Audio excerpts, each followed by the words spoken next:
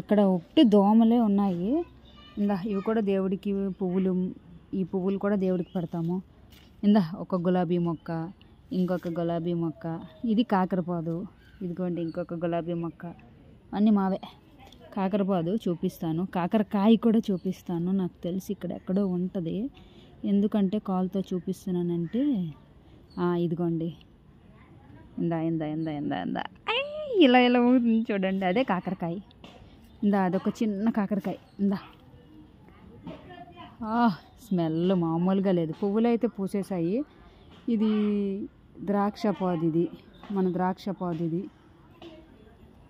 ఇది కాకరపాదు, ఇది కూడా గులాబీ మొక్క. ఇది దానిమ్మ పువ్వులు, ఇవి దానిమ్మ చెట్టు పువ్వులు.